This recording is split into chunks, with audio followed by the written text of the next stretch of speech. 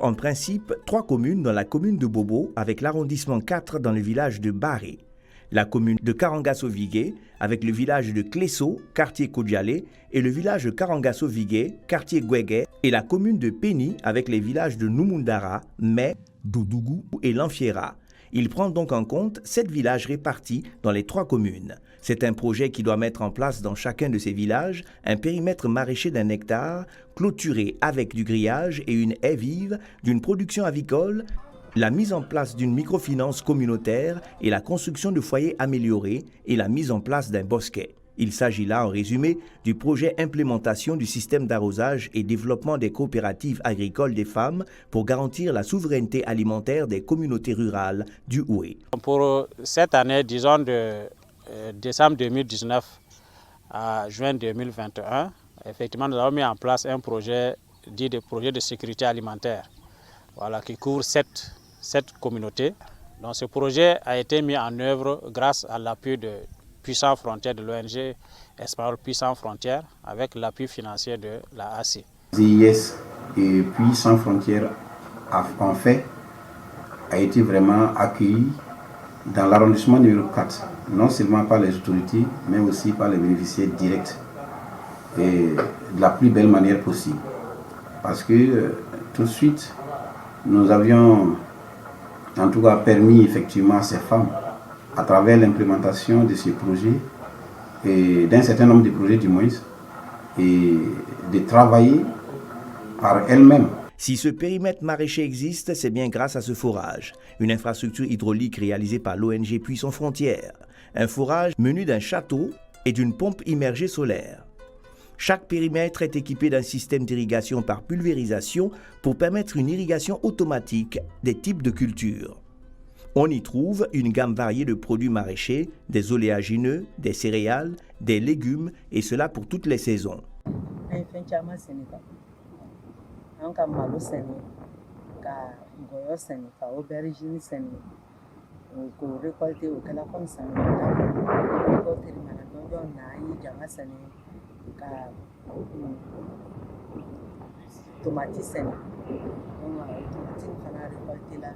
Jaba récolté ka sɔrɔ an nana kɔm lo sɛnɛ sisan ani aubergine ani foronto masina an kɔm de tigɛra dɔɔnin a fana ni sɔsɔ an ye sɔsɔ dɔɔnin d'u ma an ma taa an b'ale bɔ k'a feere nafilaburu ye ale t'a ninnu pour ka dumuni nanko nɔgɔya an ka dugu la sinon nafilaburu kɛnɛ tun tɛ sɔrɔ. Projet nana n dɛmɛ a kɔni y'an dɛmɛ ni ko caman ye a nana jirasi di ka sato yɛlɛ k'a d'an ma ka n'an fɛnw di an y'a sɛni an kɔni y'a nafa ye a ye hakili caman di haya n'an bɛ nan sɛnɛ an bɛ se k'a sɛni n'an bɛ se ka nan fɛn ni yɛlɛma k'a kɛ fɛn wɛrɛ ye an b'a yɛlɛma k'a kɛ fɛn wɛrɛ ye. Dɛmɛ nin kɔni an b'a yira cogoya min a tɛ ɲɛ jugu kan a bɛ ɲɛ ɲuman yɛrɛ yɛrɛ de kan ka taa nakɔ nin yɔrɔ fan fɛ nin tuma dɔ la ni nin waati nin sera pourtant ka n'an den ban kɛnɛ yɛrɛ sɔrɔ ka L'ONG Puissants Frontières ne s'est pas limitée uniquement à la réalisation des périmètres maraîchers.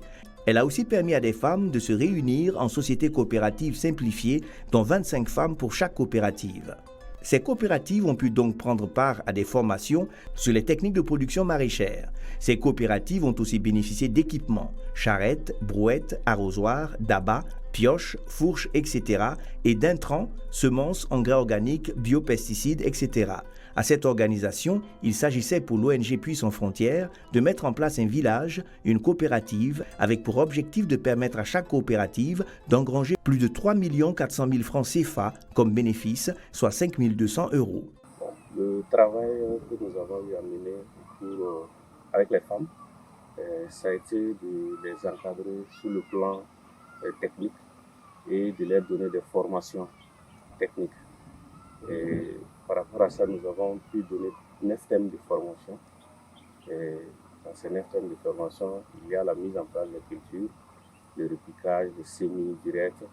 Il y a aussi comment faire la production, comment produire les substances naturelles qu'on appelle biopesticides généralement.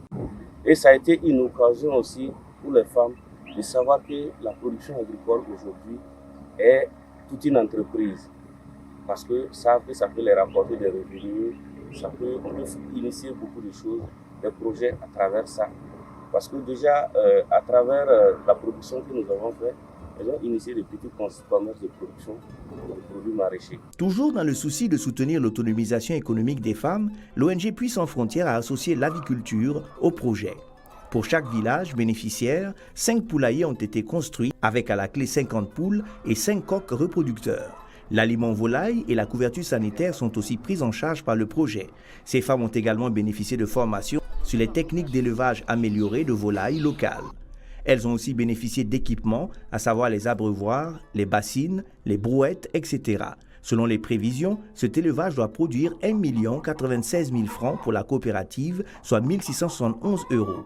Pour bien mener l'activité avicole, une société coopérative simplifiée d'aviculture de 25 femmes a été mise en place par village. C'est ballon de sort, puis sans frontières, en Isaïas, Kassababoula.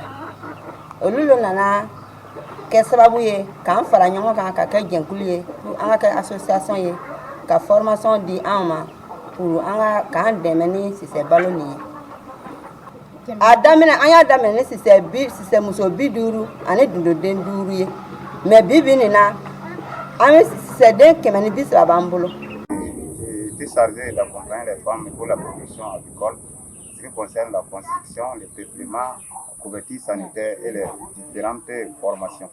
Et elles ont bénéficié de ces infrastructures grâce à l'ONG Puits sans frontières qui les a accompagnés à travers l'octroi de matériel de construction et les reproducteurs, et les intrants, les produits pour la couverture sanitaire. Et cela a permis un changement, franchement, un changement, disons, radical même. Franchement, avec l'arrivée du projet, les femmes ont bénéficié de la formation et partant de là, elles ont pu mettre en place des poulaillers au sein de chaque concession pour pouvoir, du jour au lendemain, pour pouvoir améliorer leur élevage. Soucieux de permettre aux femmes de ces villages d'entreprendre elles-mêmes, l'ONG Puits sans frontières a facilité la mise en place des groupes d'épargne et formé des agents réplicateurs. Salimata Sanou est l'un de ces agents dans le village de Baré, village situé à quelques encablures de Bobo-Dioulasso. Ici, des femmes ont été organisées en groupe d'épargne, une sorte de microfinance communautaire autonome.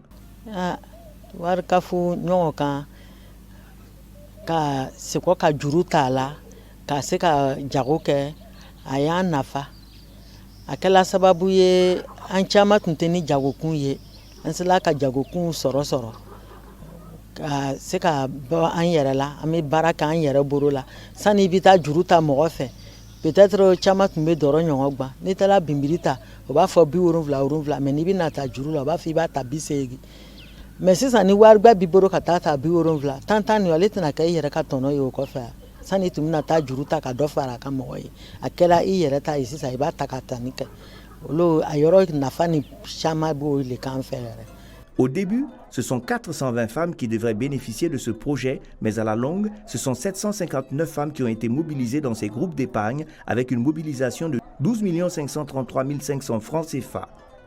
Ce projet a donc créé 27 groupes d'épargne qui cotisent par semaine. Et grâce aux fonds mobilisés, des prêts sont octroyés aux membres qui le désirent selon une échéance de remboursement bien définie. Cela a permis d'autonomiser les femmes à travers les différentes activités menées. Et bien sûr, dans la mesure où aujourd'hui, les femmes-là arrivent alors à augmenter le montant de leurs épargnes, elles arrivent alors à mener les activités chaque semaine, elles arrivent alors à mener leurs activités sans difficulté aucune. Le système est fait de sorte que les groupes fonctionnent de manière autonome. Et ces groupes fonctionnaient pendant même le projet. Nous avons seulement fait à les accompagner, à les suivre jusqu'à la fin du projet. Comme je l'ai dit, nous poursuivons le suivi et l'accompagnement après le projet de temps en temps, malgré la fin du projet. D'accord. Est-ce que vous avez un dernier mot? Le dernier mot, c'est que nous aimerons que ces groupes d'épargne soient, comme je l'ai dit, poursuivi, et que les agents réplicataires puissent continuer à mettre des groupes en place dans plusieurs régions. Voilà, malgré qu'au niveau de certains villages déjà, on a presque toutes les femmes qui sont adhérentes. Ce nouveau système de microfinance communautaire autonome a été, selon les différents témoignages, recueilli d'une importance capitale pour bon nombre de femmes bénéficiaires. Elles ont pu facilement avoir des fonds de commerce pour mener leurs activités commerciales. Ce projet a permis à ces dernières d'entreprendre avec leurs projets personnels. Ainsi, chaque femme, en fonction de ses compétences, peut mener une activité personnelle qui lui permettrait de s'auto-prendre en charge. Grâce à ces activités, certaines parmi les bénéficiaires arrivent à se prendre en charge mieux, à épauler leurs époux dans la gestion quotidienne des charges familiales.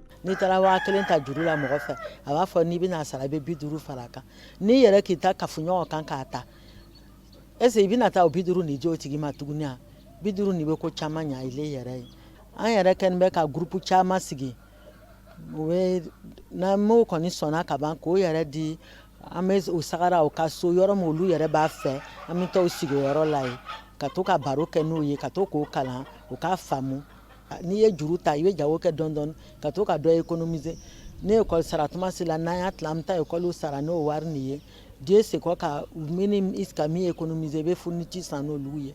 Les volets environnementaux et d'alphabétisation n'ont pas été en reste. Des cours d'alphabétisation en langue djoula ont été donnés à ces femmes. Aussi, 28 femmes ont été formées, soit 2 représentantes pour chaque coopérative. En ce qui concerne l'environnement, les femmes ont bénéficié de formations sur les techniques de construction de foyers améliorés. D'accord, ici je vous présente le foyer de l'eau qui comprend 6 marmites. Ça peut prendre même plus que 6 marmites.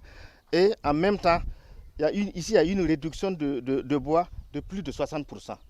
Parce que c'est un seul trou que vous voyez et toutes les marmites chauffent en même temps. Donc c'est vraiment un très bon système parce que ça économise, comme j'ai dit, plus de 60% ici. Et le temps que le dolo va cuire, ce n'est pas le même temps que l'ancien système. L'ancien système est trop lent, mais ça là c'est plus rapide. Une fois que c'est chaud, c'est trop rapide. Et à l'issue de ces formations, elles arrivent elles-mêmes à construire des foyers améliorés. Elles ont aussi bénéficié de sensibilisation sur la question des réchauffements climatiques qui ont été assurés par des agents de l'environnement avec les services départementaux de l'environnement. Aussi, elles ont bénéficié de 600 foyers améliorés et la mise en place d'un bosquet par village.